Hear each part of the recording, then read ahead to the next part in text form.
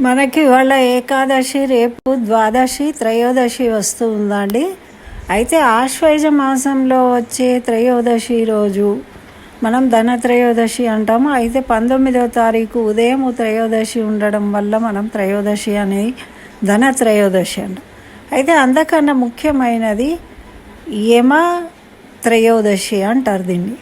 అయితే ఈ యమ త్రయోదశి రోజు ఏం చేయాలి, యమదీపం ఎలా పెట్టుకోవాలి, దానివల్ల ఫలితం ఏంటి అన్నీ ఈ వీడియోలో తెలియజేయాలనుకుంటున్నాను. అందుకని అందరూ కూడా ఎక్కడ స్కిప్ చేయకుండా మొత్తం చూడండి. మీ బంధుమిత్రులకు షేర్ చేయండి. తప్పకుండా నా ఛానల్ సబ్స్క్రైబ్ చేయకుంటే సబ్స్క్రైబ్ చేయండి. మహిళా లోకానికి స్వాగతం. అందరికీ నమస్కారం అండి. ఈరోజు మనము యమదీపం అనేది ఇప్పుడు వింటూ ఉన్నాం మనము.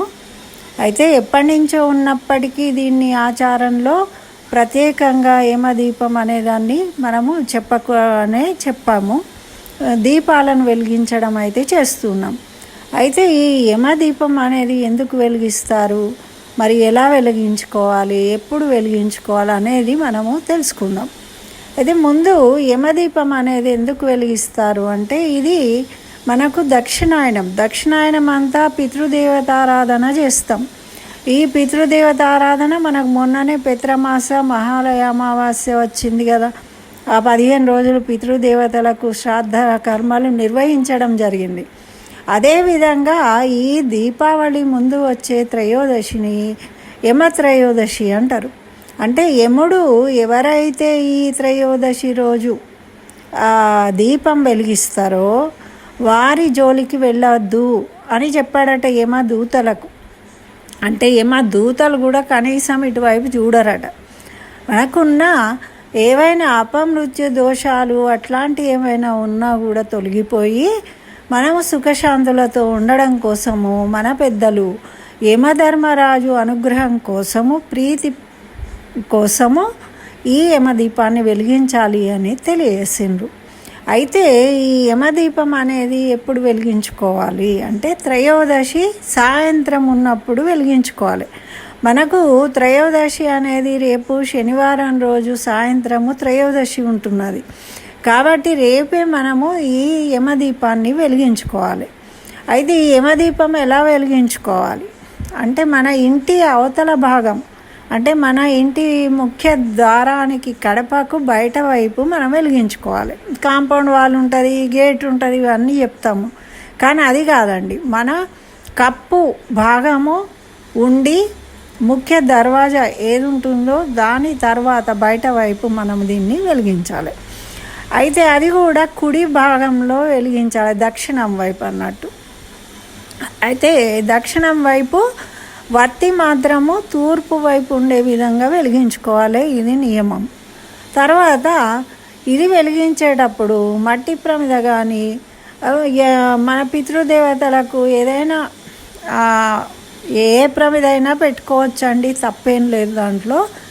అయితే వెండిది అయితే శ్రేష్టము అంటారు. ఇత్తడైనా పెట్టుకోవచ్చు, లేదు అంటే మట్టి ప్రమిద అయినా పెట్టుకోవచ్చు. మన ఇష్టం, మన శక్తి, మన ఇష్టంతో మనం చేసుకోవాలి.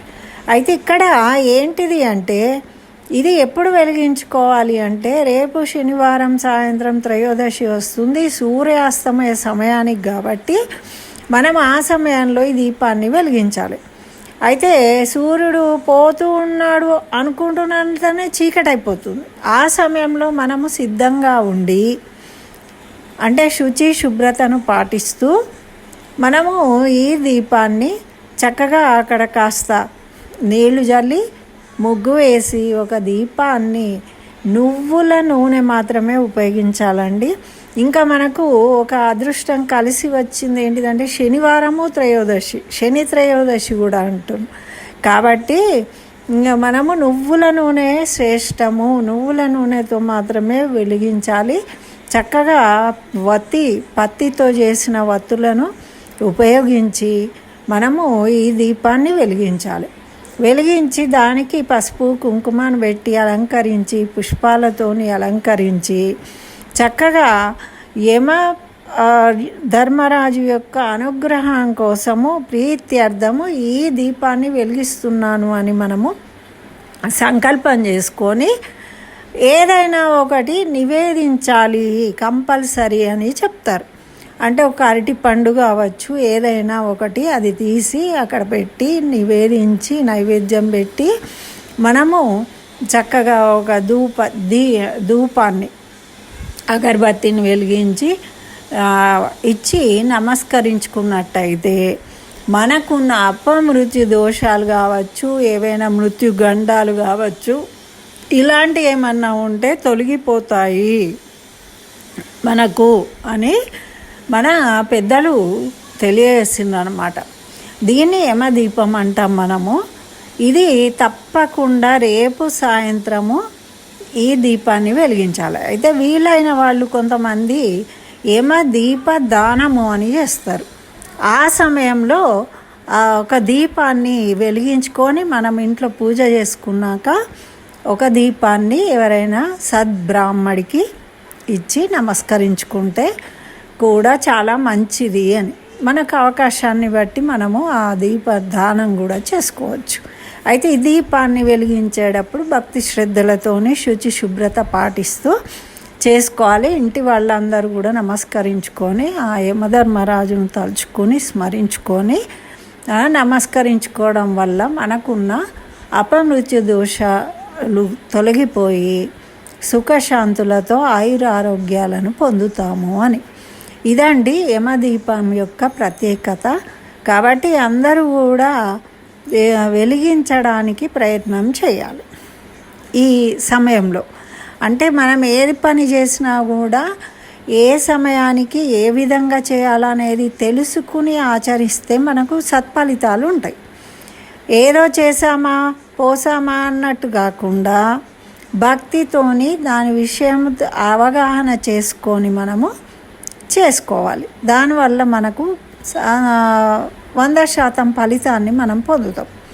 ఇదండి మనకు పెద్దలు తెలియజేసిన యమదీపం యొక్క వివరాలు. అందరికీ ఉపయోగకరం అని అనుకుంటున్నాను కాబట్టి తప్పకుండా వినండి, లైక్ చేయండి, ఆచరించండి, ఫలితాన్ని పొందండి. అదేవిధంగా మీ బంధుమిత్రులకు షేర్ చేయండి, తెలియజేయండి. మనకు తెలిసిన మంచి విషయాలు అందరికీ పంచుకోవడం అనేది కూడా మన యొక్క ముఖ్య ధర్మం. మంచిని పెంచుదాం, మంచిని పంచుదాం. స్వస్తి. సర్వం శ్రీకృష్ణ చరణారవిందార్పణమస్తు.